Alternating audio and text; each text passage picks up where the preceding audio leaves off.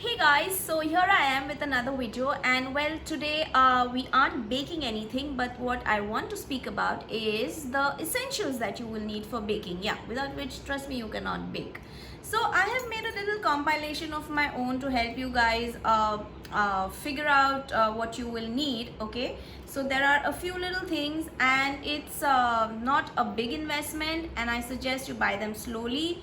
Now most of these things are either available in shops that sell all the baking items, or almost everything and much more than you need will be available on your Amazon and your Flipkart and stuff. Alright, so we have a shoot going on, and is there a simultaneous person trying to exit? Okay, you can go. That's my sister. Thank you.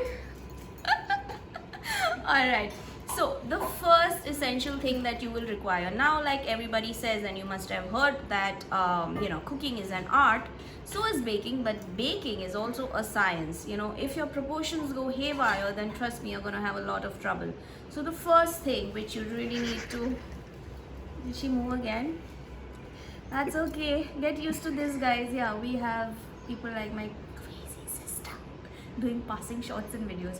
Anyway, so the first thing that you will need is a weighing scale. I think this one, which need not carry a lot of weight on its head, is enough. This is like a tiny cute one. I picked this from Flipkart, I think. So yeah, there's a variety of them out there, so please get a weighing scale.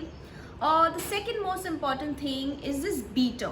Now mine is made in 1860, I think, as you can see. No, seriously, this is like some 20 years old. Little did I know that I would use it 20 years later in baking.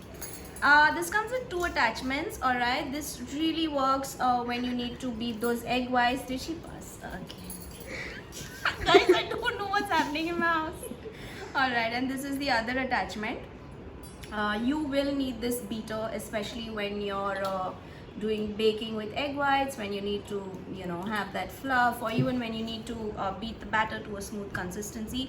It gets really difficult with a whisk. Talking about whisk, I like this cute fellow. He's so cute that sometimes I don't feel like using it. Alright, you get the big balloon whisk and whisk in a lot of different sizes. You can check it out, but this little one is really handy. Next is a couple of these spatulas, alright, the silicone ones. These help because they really scoop out the batter very neatly. So that's that. And then, yeah, really important. This I figured the hard way of having measuring spoons. These come in a set.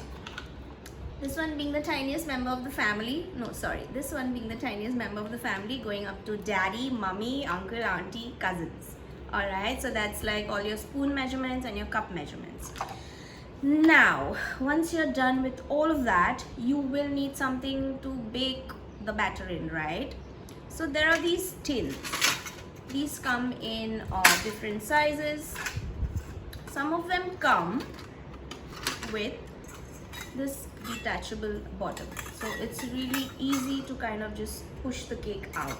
Okay, this is like a really cute one. This is when you want to do tier cakes, so they come in Jenny's in the house, people. They come in different sizes. So those are the cake tins, the round ones. This is a square one. These also come in a non-stick variety. You must have seen the dark ones. I only bought the loaf tin in the dark metal non-stick anodized, whatever it's called. But you get square tins, rectangle tins, you get tins for cheesecake where the outer rim is detachable. But I just think right now, when you're beginning, don't spend money in buying all that. You can manage with these basic ones, and then once you get better at it, you can always, there's no end to buying, as they say. This is a pie tin. I really like this because you can use this for regular savory pies, for sweet pies. You can use this for cheesecake. This whole thing gives a really nice look to whatever you've baked. So that's that. Oh yeah, you can also bake quiche in this. Now this is something which I didn't buy. Alright, this comes really handy. It's just an iron tray, as you can see, but this goes in the oven. You can put your cookies, and if you have silicone molds for your cupcakes, you can put that. This came with an old OTG oven which my mother had gifted me before I was born. I think it's that old, yeah. And I threw the oven, but I kept the pan because it's really handy. You might want to invest in one of that. Now talking about molds, just buy these cute little cupcake liners. Look at the designs you get that in. Again, Flipkart, Amazon, you get loads of them, like a stack of them. You can buy even 500. I just bought a few. I've kind of used it. You must have seen it in the cupcake video. So yeah, buy these. I would prefer not using the silicone molds. Okay, now there's a long list of reasons to that, but we'll get to that later. Invest in these. Trust me, you won't regret it. And once you start doing your icing, jewels, these are icing nozzles, loads of them. Okay, for the leaf, this tiny little one for writing. There's just so many. You get a set of them. They come in a set. I think just buy the entire set. It's not very expensive. Right, next are these little babies. Once you start baking, where you also do icing, where you know, from being a beginner, from basics, you go to like an intermediate level or get pro at it, you will need this when you do icing. This is to neaten your icing. This is if you want whatever that's called. You might need these. This is not a comb, huh? This is not like a lice comb or something. Anyway, now these are cookie cutters. I really like to bake cookies, you know. If I'm hungry before tea time, cookies take like what, 20-25 minutes. So it's nice to have these so that you bake, have fancy shapes. Nevertheless, if you don't have this, it's okay. The dabba ka cover, zindabad. You know, we Indians are jugadus and we can do anything anywhere. Okay, now toothpicks. Every household has this. These are handy. So for example, if you baked your cupcake and the batter's there in the baked cupcake, you will put this, and if the toothpick comes out clean, it means your cupcake is baked. So I would suggest steal the the toothpicks from the dining table. So yeah, that's about it. No, that's not about it. Where will you use the icing nozzles, guys? You guys tend to make me forget things. This is an icing bag. You will need this. The nozzle goes here. This cloth one with this plasticky lining is really handy because it's really durable.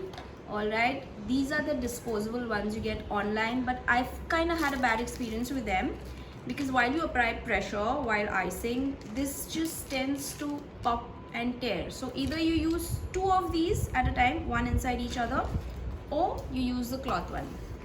So yeah, ladies and gentlemen, that's pretty much it. And this doubles up as a fan when you're tired shooting.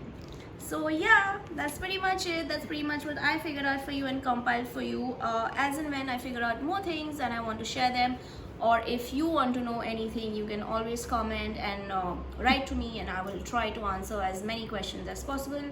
And in that process, remember to click on the subscribe button and subscribe to my channel. Bye. See you soon. Mwah.